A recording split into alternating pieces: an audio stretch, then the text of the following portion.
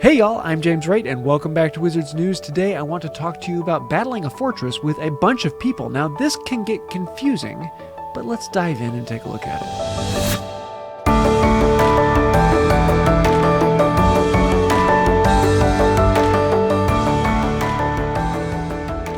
First off, if you don't have anyone in your local area, I would definitely suggest you find your local group. There are Discord groups, there are Facebook groups, there are people all over the place playing this game. You just have to find them. And if you don't have anyone like that, then there is a community day coming up this weekend, and you'll probably be able to bump into a few people there. The best place I've found so far is Wizards Unite World. They actually have a map where you can go on and find local people. Definitely worth taking a look at. But once you've found a few people, gather around a fortress and let's actually figure out how to do this thing.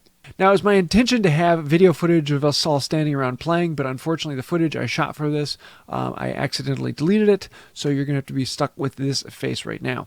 But we can talk through this and you'll be able to see the screenshots and what all is going on there. The very first thing you want to do is when you all get together is you want to discuss what is going on. Who has what roles, who has what hexes and what charms, and what ways can you all work together. Especially if you have a magic zoologist in your group, they are very good at helping out other people in healing or supporting roles. So be ready to figure out who does what. Another thing you need to ask is who needs formidable pixies or who needs formidable Death Eaters. Both of those are items that are needed at different places. And if you are a professor, finding formidable Death Eaters is very difficult.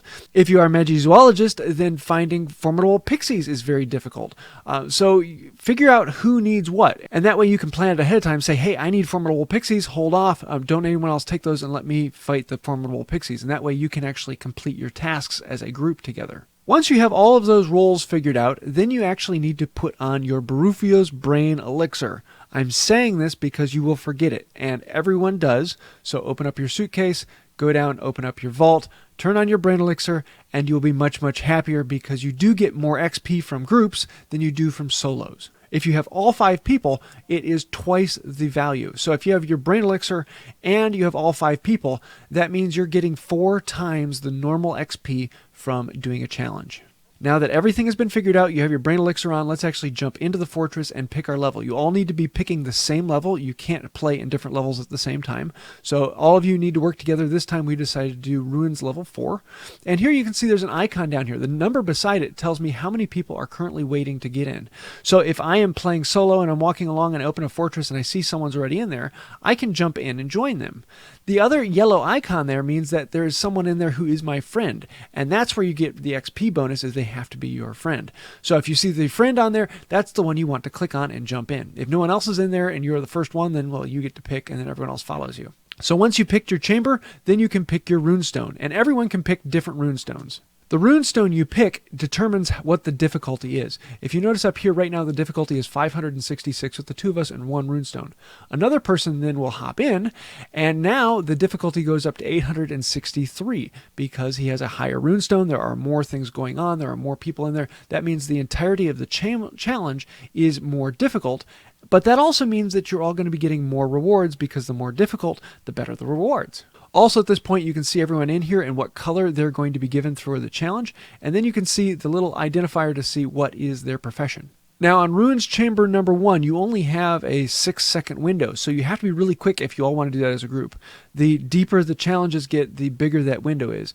Most of the time you have 20-25 seconds. And it's fairly quick as long as you all time it to hop in and place your runestone at the same time. So now we're ready to go and we can go inside the challenge and see what is inside. This is one of those fun times where you actually get to see the foes you're going to be fighting and you actually get to figure out who's going to do what. So now the very first thing we want to see up here in the corner is 8 by 8. That means there are 8 foes in this chamber and there are still 8 of them alive. Every one you knock off and then it goes lower, it goes 7 over 8, 6 over 8, and this tells you how many is left. Underneath that, you'll be able to see all the players. And so you can see yours will be in the middle, and then there'll be others on either side. This is there so that you can add charms to your friends and help them out and buff them up for the chamber. Also, one quick tip, whenever someone is getting into the chamber, a lot of people just wait for this banner to disappear. You don't have to wait for the banner. If you just click on the screen, the banner will disappear. Again, at the top, you have your time, so we have 6 minutes to complete this whole challenge, and the time has been counting down. We've already used 6 of them. Here you can see all of the foes that have come out for this challenge thus far. And here, these have green arrows. Those mean that I am good at them because they work well with professors. So the werewolves and the pixies work fantastically for professors, but not as well for the others.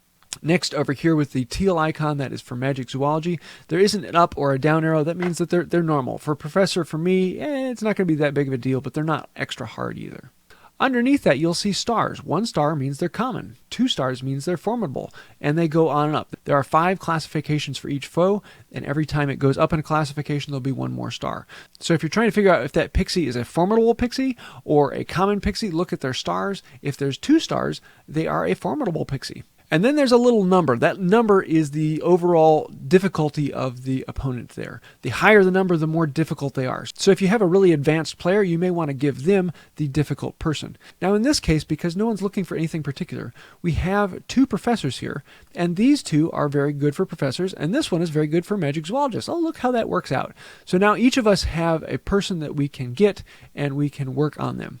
But before we want to do that, we want to come down here and look at what we can do. Now I only have 2 out of 5 focus, so that means I can only use this charm. If there's a green charm, it goes on you or your friends. This one will regenerate every 6 seconds, so every 6 seconds I can use it, and I can compound it, so I can drag that up and put it on someone else.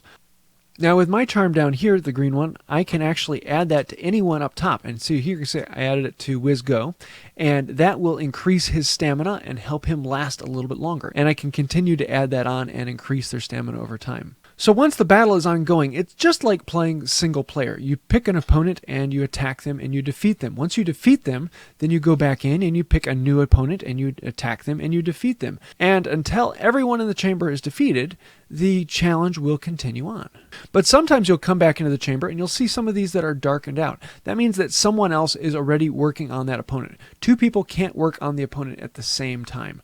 You'll notice down below it tells you how much health is left, so you can get an idea of when will they be knocked out. And you'll also see the icon up here for who is working on that opponent at this time. One of the other things I'm going to be looking at is who do I want to pick. If I am low on focus, then I may not want to pick this one up here because you see the little focus icon isn't there. The focus icon right over here. That means if I defeat him, I'm not going to get a refill on my focus. I may have to use a potion to increase my focus, then to use my hexes and charms. But in this case, I want to work on the Acromantula, so I'm going to hex him, and then I'm going to take another focus potion so that I can do a little bit more here and continue on. And there you can see that one of our teammates just conquered someone else. Another thing I can do is I can sit back here in the room and I can add hexes to the other opponents as well as charms to my friends. You'll also notice at the bottom underneath there are little squares here, and there's an orange square on each of those. That means that I have put a hex on them already. You can't put multiple hexes on an opponent, but if one of your friends has also put a hex on it, there'll be another square beside them, so you can see how many hexes have been added to that. Up to 5 for the 5 possible people in the chamber. Here you can see what happens when one of my teammates throws a hex at this guy right here. You'll see the animation where it will flare up, and then there's a little orange dot down here telling me that someone has put a hex on them. So if I still put a hex, I can still get it in this big box over here, but I can't put any more on those. So then if you're battling away and you knock out the opponent and it immediately goes into the finish animation, that means that you were the last person. So that means you were completing the last foe on there. And so now you can go back and see all of the benefits and bonuses that you've gotten from that particular challenge. Occasionally things don't work out quite the way you expect them to. In this case, we have 3 of the dark arts and we are up a crick without an auror. So that means that we're going to have to actually be working on them. But the problem with that is our one magic zoology person then went over here, and rather than going after the magic zoology, he went after one of those. So we're not using our best possible foot forward when we could be actually just working on what we are strong on. So keep an eye on that little arrow beside, because that means if I'm taking on him, I'm going to have a hard time. So if I have a choice between this guy and this guy, I'm going to come over here because it's easier and it's faster. If there's an auror in the group, I'm going to leave him for the auror, unless he's the last one or there is no auror in the group. That means one of us are going to have to take him on. Now at this point, I came out of a battle and I came across this, and I see down here there is a formidable pixie, a 2-star down here. So I'm going to call out, hey, there's a formidable pixie in the room. Who still needs one? And we've already talked about that ahead of time, so I knew someone was out there, and we could make sure that everyone leaves him alone, so that whoever needs that pixie can now get him in a group. So as you can see, challenges are very similar when you do them solo or when you do them in a group. There's just a few key things you have to keep in mind that you can help each other. And if you work ahead of time and figure out how you can help each other and what you can do, where your strengths and your weaknesses are, and get a group together that works very well together, you can do very efficient things in here. And if you all have your elixir on, then you can actually get a lot of XP from this fairly quickly, even with the recent buff, because you can do higher levels. And they are a lot of fun to do with groups. Once you know all the little key features and what all of these icons mean and where you put things. Just remember, green, go on you and your friends. Red, go on your opponents. Now in this video, I haven't gone into great detail in all of the little intricacies of what is a fortress battle. I have another video on that where I go into a lot more detail into fortress battles. If you want to see that, I'll leave a link to that up in the cards and down below. There, I try and spell out all the little things that I kind of skipped over on here. I'd also love to hear your thoughts on this. What makes a fantastic group battle, and how do things work together for you? Is there anything particular that you think I missed or something I should have said? Let me know down in the comments below. I'd love to see that. Also, if you did like the video, please like, comment, share, subscribe, and ring that little bell. Those really do help out the channel. So thank you for that. I think that's about it for today. And until next time, have a magical day. Chocolate Frog, let's see. Chocolate Frog, something special, something nice, something I don't have. What is it? What is it? What is it? I can't see. Oh, it's another Helga Hufflepuff. Oh well. I'll be giving it away sometime soon. If you'd like to get it, come see me at one of the events and I'll be handing them out.